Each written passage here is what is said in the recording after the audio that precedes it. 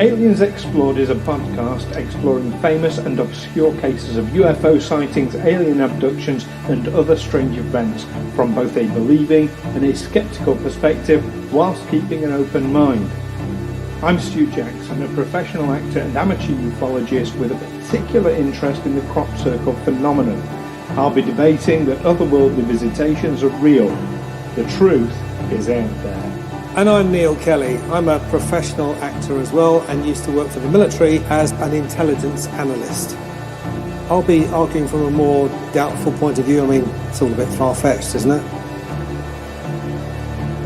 On the 29th of December 1980, Betty Cash, Vicki Landrum and Vicki's 7-year-old grandson Colby were driving home to Dayton, Texas when they had a close encounter with a UFO.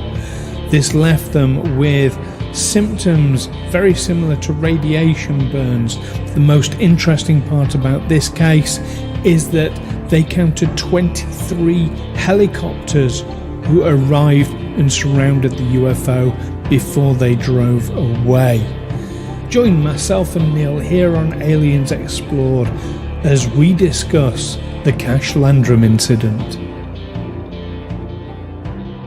Hello listeners and welcome back to Aliens Explored, your weekly look at or listen to our opinions about otherworldly phenomena, UFOs and mysterious government shenanigans. I'm one of your hosts, Neil Kelly. And I'm your other host, Stu Jackson. And we've got a good one this week, Stu. It's we're going to be talking about the Cash-Landrum incident. Oh, it's nice to hear you saying it's a good one. So this has particularly engaged you, has it? It has some interesting aspects to it. Cash-Landrum, of course, is the names of the two of the people who were involved in this incident. Betty Cash, Vicki Landrum, Vicki's 7-year-old grandson Colby Landrum was also involved in this incident, but that's why it's called the Cash-Landrum incident, which happened on the evening of December the 29th, 1980, 41 years ago. Now this was an unusual encounter. I don't know if this is listed as one of the 7 types of encounter, but this is one that resulted in a lawsuit. Yeah, you don't get. Yes, it's not in the classification. It's like the H kind where you sue the aliens for damage to property. It is that is an interesting aspect to it, because that implies that the last thing they were thinking was otherworldly. Yeah, it kind of does, doesn't it? But yeah, it was an unusual event. There was some suggestion that the military were involved in it, which they weren't able to prove because. Maybe I'm getting ahead of myself here. Let's talk about what happened. The Betty Cash, Vicki Landrum, and her grandson Colby, Vicki's grandson Colby, were driving home to Dayton, Texas. That's under the UFO highway, isn't it? That's must be close. I think so. Yeah, I think so. Driving on an isolated road in dense woods, they saw a light above some trees. Initially thought it was an aeroplane, and then a few miles later, on winding roads, they saw that the light was still with them, but now much closer and brighter, and they described it as a huge diamond-shaped object which hovered at about treetop level, and that its base was expelling flame and emitting significant heat. I mean, we've heard descriptions of UFOs in that area before, haven't we? Like a flaming ring or whatever. So yes, and didn't no, I'm. Do you remember Rudy Payen's story? Yes. That was flames coming out the top though, wasn't it? If I remember that right. Yes, flames coming out the top, but yeah, but this was flames coming out the bottom, and it would the flames would stop and it would drift down slightly. Then the flames would start up again and it would rise a bit, kind of bit like the opposite of a hot air balloon. Yeah. Oh, maybe exactly like a hot air balloon. I mean, if you're coming down a hot air balloon and you think, oh, we're coming down a bit fast, I'll give it another blast of the the heater, is that how it slow works? my descent. Yeah. I don't have my hot air balloon license. I can't figure out how the hell they work anyway. But yeah, it's got that kind of aspect to it. But this was a dull metallic silver, this diamond-shaped craft. Yeah, but could it have been? It was 9 o'clock. It was 9 o'clock at night, wasn't it? Yeah, 9 o'clock at night. It could have been a hot air balloon with a diamond-shaped logo on it. A black balloon with a silver diamond shape. Blue lights on it. Yeah, you could have that on a balloon. And a hot air balloon, you're not going to get that much heat coming off it. No, that's where my theory falls down. Yeah, you wouldn't feel the heat from a hot air balloon unless you were pretty close. But it wouldn't just... I mean, just to expand a little bit on your theory there, though, it wouldn't just have to have a logo on it. It could be in the shape of a diamond. You get hot air balloons in all weird and wonderful shapes. You do? I used to live in Bristol, and every year they have what they call the Bristol Balloon Fiesta, where you get hundreds and hundreds of hot air balloons, all on the same day, on the same night. At dusk, they have what they call the glow. So all these hot air balloons, they're all sat on the ground, and they all fire their fiery things at the same time, and just makes the whole skyline glow. It's a beautiful sight. But yeah, you get some really weird shapes. So a diamond shape wouldn't be too difficult at all. No. But it's the as you heat. say, expelling significant heat.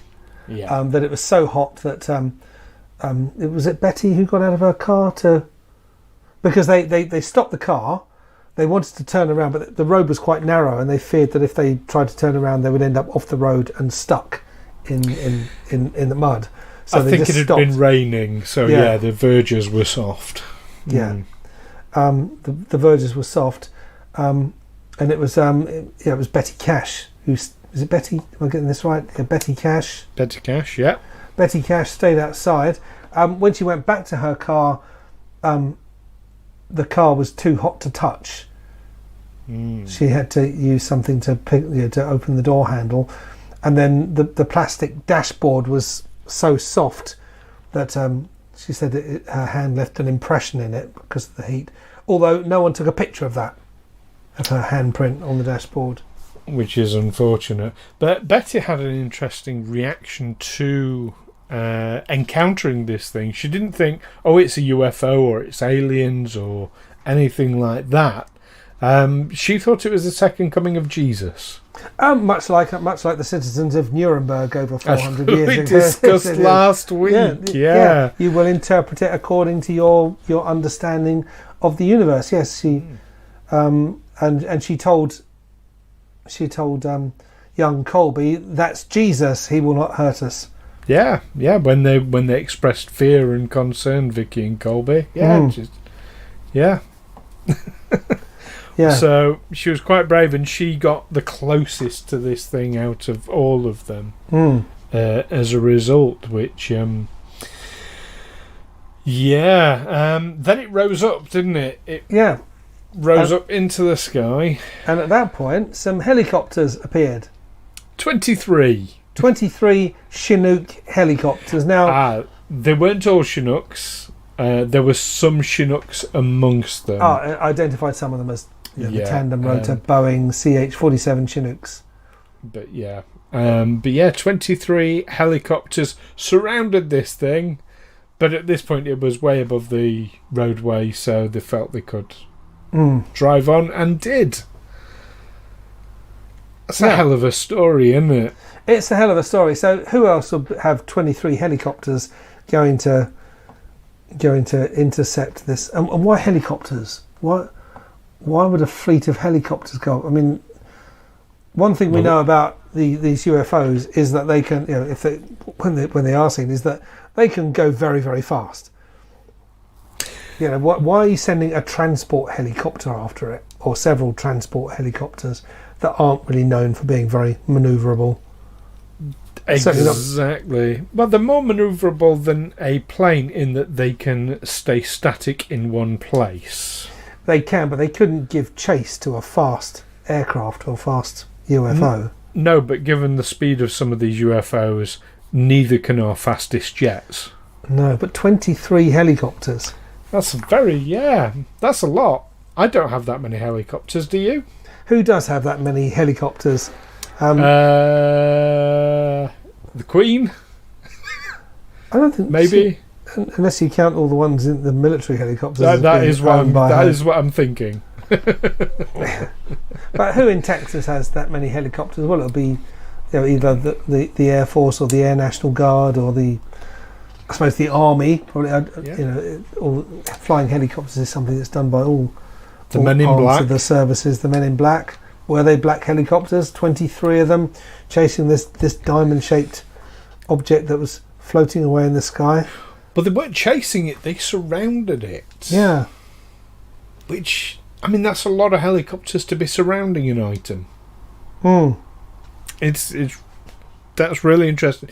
But of course, I mean, they drove off, Betty and Vicky, quite rightly too. I don't blame them for that. But that's not where the story ends, though, is it? No. And this is where it got a bit weird.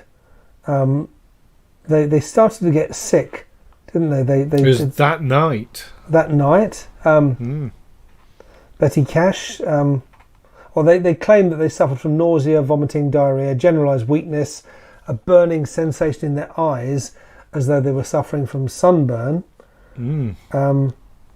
Cash said her symptoms worsened with large painful blisters forming on the skin. She was closer to the object, so... Yeah, well, she was the one who stood outside the car looking at it. When she was taken to the hospital emergency room a few days later, January the 3rd, she could not walk and had lost large patches of skin and clumps of hair. She was released after 12 days, although her condition was not much better, and she returned to the hospital for another 15 days. She claimed she was treated for cancer after being exposed to radiation.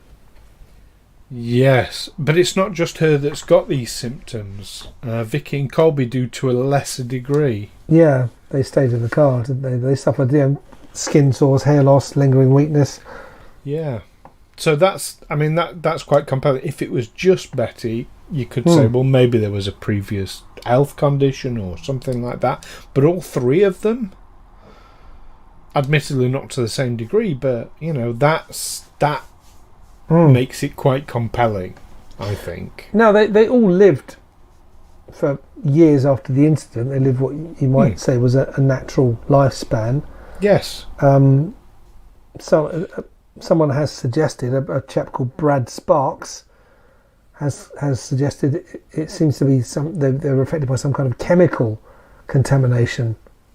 Well, that would make some sense, because if it was... Because the instant reaction, especially with hair falling out and, patches of skin coming off, the instant thought is, they've been close to some form of ionising radiation. That would be the instant thing. But to make them ill that quickly would mean it's such a high dose that they'd be dead within days. Yeah. So it's clearly not ionising radiation, or it's some form of radiation that we're unfamiliar with. I mean, in those days, were they spraying crops with the kind of thing that might make you that ill that quickly? Oh gosh, 80s. Do you know what I'm thinking? Agent Orange. Yeah, that's probably not what you want to a defoliant. That's probably not what you want to spray on your crops. But that did pop into my head when you were saying that. Yeah, it's feasible. I mean, certainly we've become more stringent in the last 40 odd years about what goes on crops than we were then.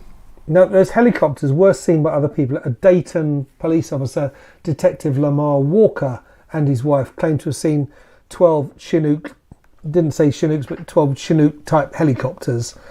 That's with the two sets of rotors in the same area around that same time, but they didn't report seeing the large diamond-shaped object. Okay, so if the Chinooks were either on their way or to or from, that sounds reasonable. And that, if we take police officers as credible witnesses, which I think in these cases we need to. I think it's very important that we do. Then that verifies part of the story at least. Yeah, and it was that illness. Well, it was actually later illnesses, because they suffered from problems for years. Betty did develop cancer. She passed away 19 years later. To the day. She died on December the 29th. Yeah, I'm not going to read anything significant into a calendar date. No.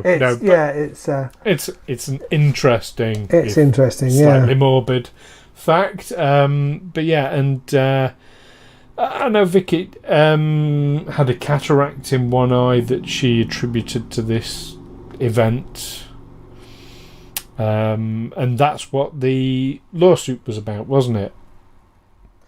Well, yeah, because they approached their senators, Lloyd Benson and John Tower, and they suggested that they file a complaint with the Judge Advocate Claims Office at Bergstrom Air Force Base to seek financial compensation for their injuries. They sued the US federal government for $20 million, so that spent a long way winding its way through the American courts. And the lawyer that represented them did it on a pro bono basis. Peter Gersten, yes. And I understand all sorts of debunkers became involved. The government would have called it Philip J. Klass. Our friend Philip J. Klass was called in. They cancelled all leave for the official debunkers. I expect he came hurrying along with his lie detector, or his. Which isn't a lie detector, which is a polygraph. But yeah, it's a lie detector. It's not a lie detector. Yeah, well, it is as far as everyone's concerned. Well, we need to address this and tell people it's not a lie detector. Now, Landrum appeared on a TV show called That's Incredible, where she was hypnotised in front of a studio audience and recounted the incident under hypnosis. They both appeared in 1989 on another television show called UFO Cover-Up Live, hosted by Mike Farrell, where they related their account again and their subsequent medical problems and legal battles. Yeah. So, and it's had several other. It's had a fair amount of coverage on television. It hasn't, but here's the interesting thing. People don't talk about this incident very much. No. It's not out there, it's not like your Travis Waltons and what have you.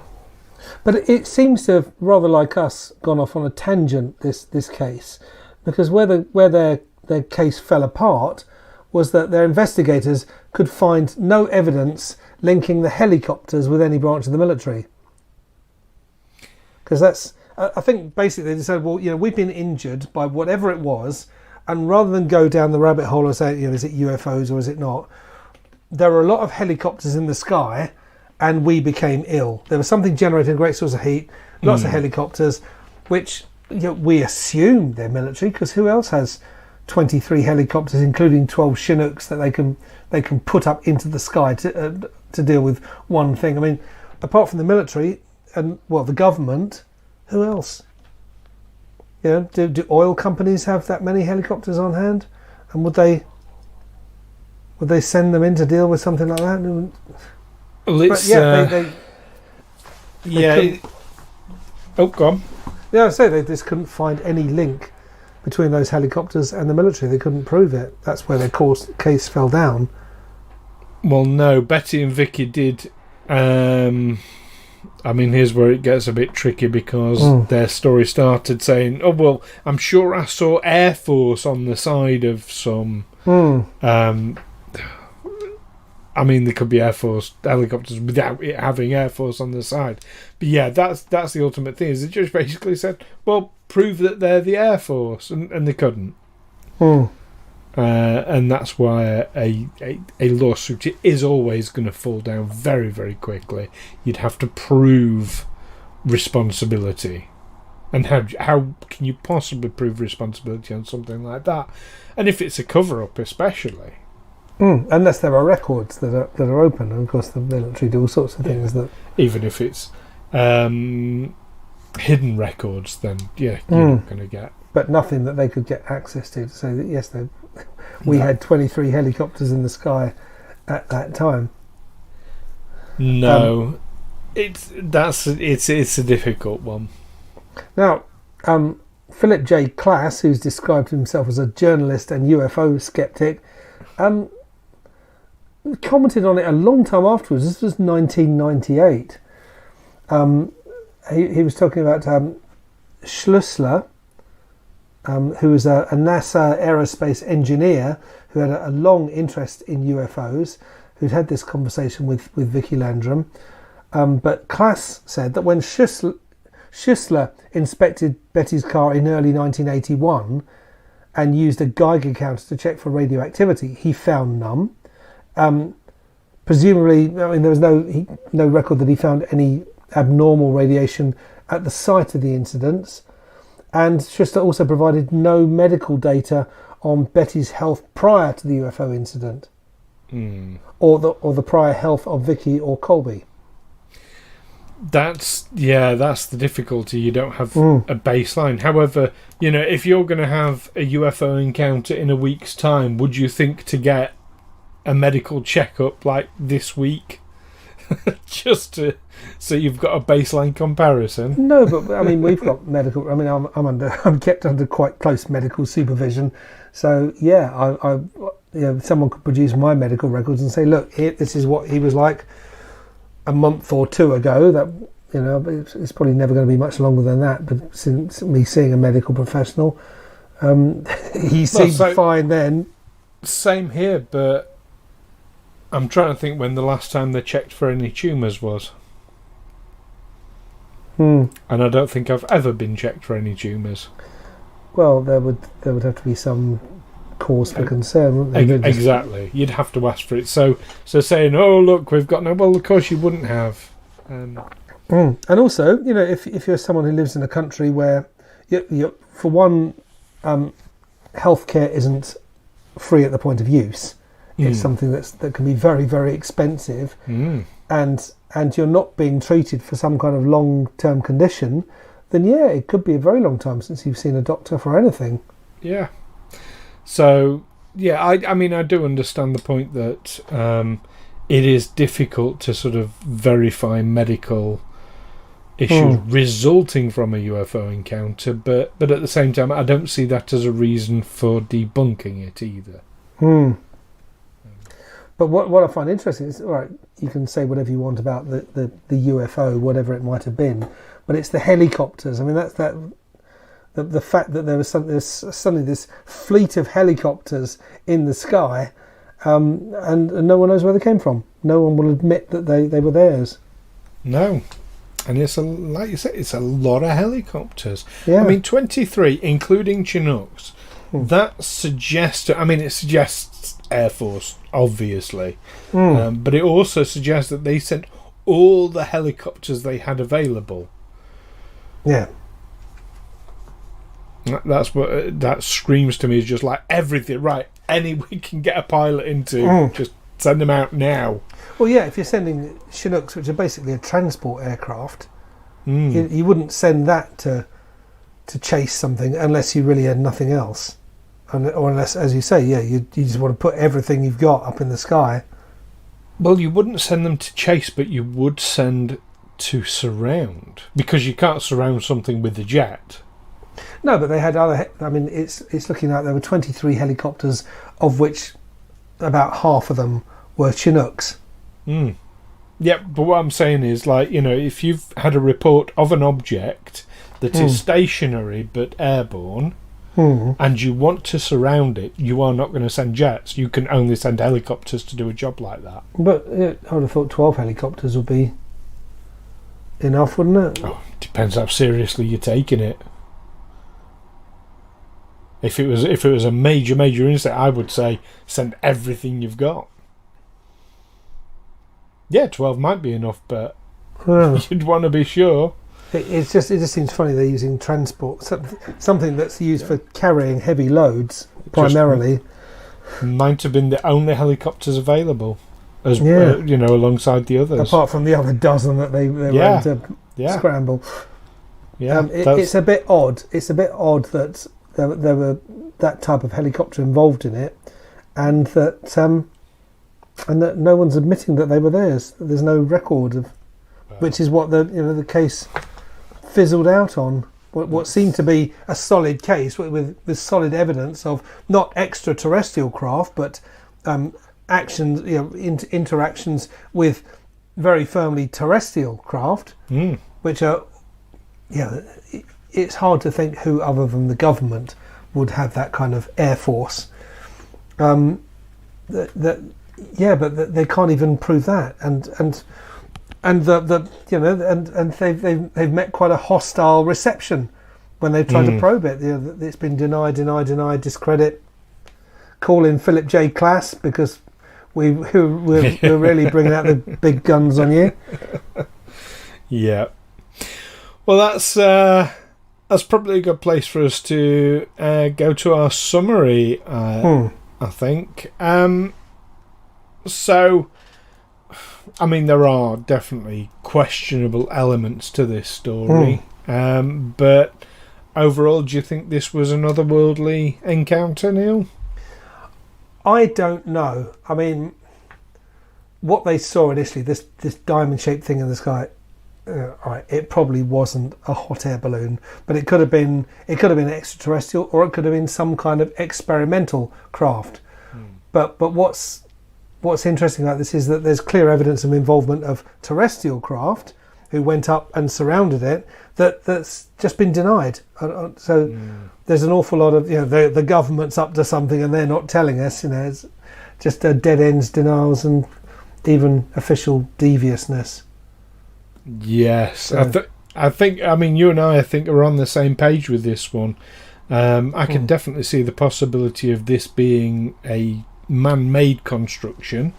Maybe a sort of man-made UFO, or maybe reverse engineered from Area 52. I can see that. Maybe it got out of control. Maybe it sort of wandered off from where it's supposed to be, and that would explain why the helicopters came in and surrounded it, because they would want to certainly hide it from view. And I think a genuine UFO would just be boom, gone off. Maybe the craft have got into some kind of trouble, and that's why you need Chinooks, because if it comes down and there's a lot of wreckage, Chinooks are the perfect aircraft to load the wreckage into, and the dead bodies and whatever else, or anything else you want to take away from the scene. 12 Chinooks will shift a hell of a lot of stuff.